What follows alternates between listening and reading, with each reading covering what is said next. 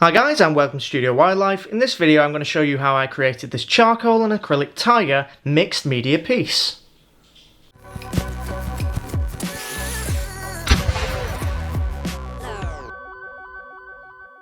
To start off with, I just used a flat brush and just some thin washes of acrylic paint. I'm just using a bottle there to spray some water on. I'm doing a tiger here, so I want some oranges and some yellows. I'm painting on a wooden MDF board, and I'll talk a little bit more about that in the full video that is available on my Patreon channel, so I'll pop a link down to that in the description. I then just use a toothbrush just to splatter some abstract paint splashes all over the MDF board. I wanted to try something a little bit different and abstract up this piece slightly. Once I've done that, I am using a piece of vine charcoal, and I'm just using that vine charcoal to add in and block in the darker areas of the drawing. You can see that I've already traced out the drawing. Yes, I know some of you might think tracing is cheating, but for me it just speeds up time, it makes everything a little bit more efficient, and I know I can draw this freehand, but it will take a lot longer, and I just didn't have the time to draw it freehand, so I traced it.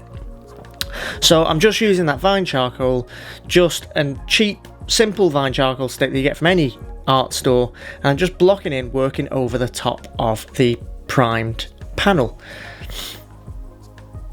You can see that I'm sometimes smudging it with my fingers. This just blends it in and just adds a nice little bit of variation to the piece, and I really like how you can still see some of those colours showing through the charcoal. I then just finish it off by splashing on some powdered charcoal and then spraying acetone over the top, which is what you just saw there.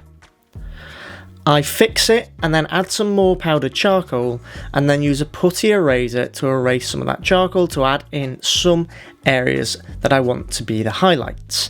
This isn't the brightest highlight by any means, this is just a block in to act as a guide to help me later on. It also allows me to build up some layers, so we get lots of variation in the tones, in the lights and the shadows and the mid-tones and the mid-values, which makes the piece more interesting. Rather than just having lots of black and lots of white, by adding the charcoal we get lots of mid-greys, and by erasing it with that putty eraser we can also have more mid-greys. Once that's done, I use this is a 2B charcoal pencil, and I just use that to refine the darks even more. So you can see I've kept it quite sharp. I use a knife to sharpen it. I do have a video on how to sharpen pastel pencils and charcoal pencils, so you can go and find that in my videos if you want. And all I'm doing is just using that charcoal pencil to add in the darker areas of this piece, adding in the darker strands of fur. So I'm doing this not only in the shadowy areas, but I'm also adding in some of these darker strands in the areas that I want to be highlighted later on. This is so that I can give the impression of layers and have some of those fur strands creating shadows even in those lighter areas that have been hit by that direct sunlight. I just continue this process, building up those darker layers using this 2B charcoal pencil for the rest of this piece.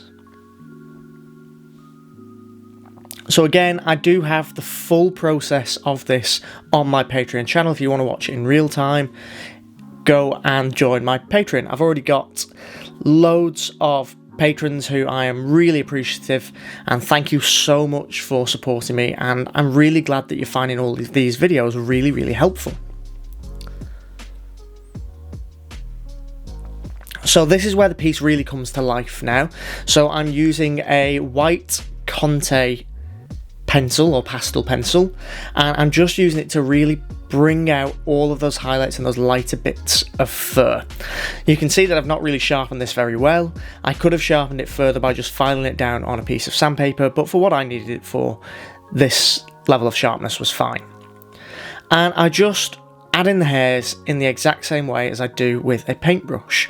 I make sure to vary the length of the strands, vary the direction, and just add that interest by making sure that not all of the hairs are uniform, because if they all look the same, the piece just looks very boring.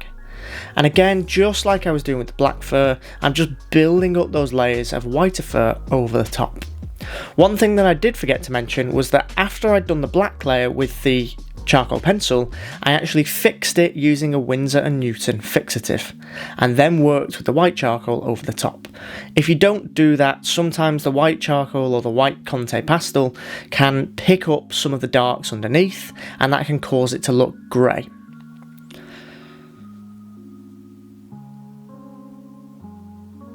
So as you can see, I'm just building up the rest of this picture using that white pastel pencil, occasionally smudging it with my fingers, which you'll see in a second, just to, again, make some areas look smoother, make them look a little bit out of focus, so that most of the detail work is in the face and near the eyes, because that's where I want the focal point of this piece to be. So you can see I'm just using a little bit more of that black charcoal just to touch it up a little bit, just to add some loose strands over the white fur, just to give it that little bit more interest. One thing I actually do in a second is use a brush just to knock back some of that white fur on the right hand side of the tiger. That just blends it in a little bit and makes it not as vibrant. Here, you could actually probably stop. If you were doing this on paper, if you were doing this and wanting to frame it behind glass, once you've completed this step, you could stop. But because I don't really like the look of artworks framed behind glass as much, I much prefer them if they're in floater frames or if they are just open. I actually fix it and seal my piece by spraying on Winsor & Newton fixative and then Winsor & Newton glossy varnish spray, and then I actually paint over the top of this layer so that I can create an image that looks like a charcoal drawing but doesn't have to be framed by glass. If you just fix it and leave it and don't do the painting process, what actually happens is the fixative soaks into the charcoal and it dries it up and washes it away, and all those whites turn a little bit blue and you lose a lot of the highlights, which is no good. So if you are going to just do it in charcoal, the best thing to do is don't fix it, so don't spray anything over the top, and just frame it behind glass as soon as you get a chance. However, if you're like me and you don't like framing these pastels behind glass or these charcoals behind glass, then spraying the fixative on and then adding a layer of paint is definitely the way forwards.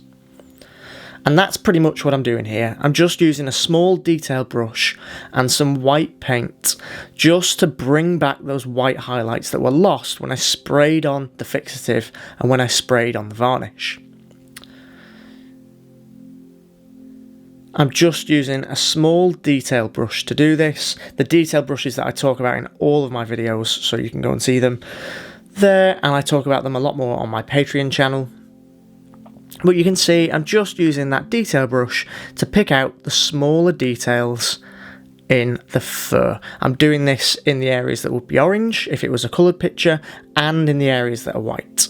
I'm doing it in the areas that are highlighted, so the brighter areas, and for the areas that are in a little bit more shadow, I'm actually just using slightly thinner paint, so more water added in, and paint with a tiny little bit of black added to it, just to give it that impression of slightly darker, shadowy colours.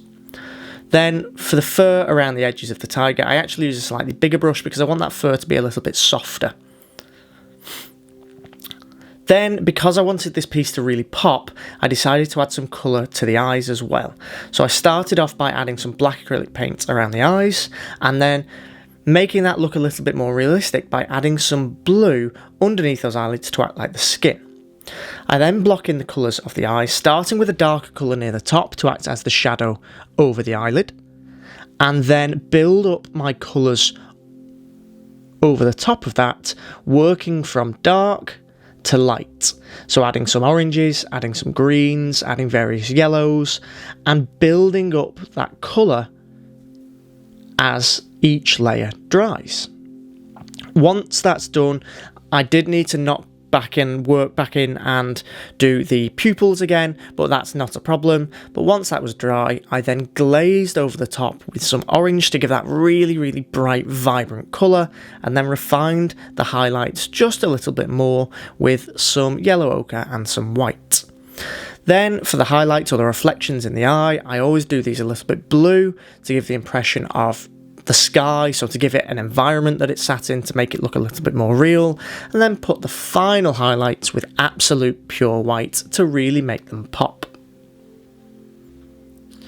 So to finish this piece, again I wanted it to be a little bit abstracty, so I then used the toothbrush once again to splash some of those coloured marks. I splashed some oranges, some browns, and some very vibrant white, yellowy colours.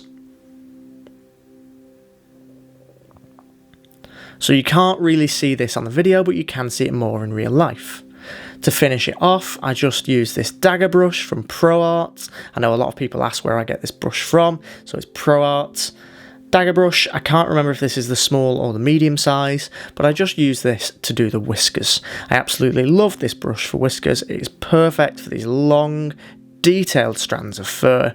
Works great for lion manes as well, but it's fantastic for this. And I'm just using a little bit of white mixed with a little bit of grey, so not pure white for the whiskers, because I want the purest white to still be the highlights of those eyes.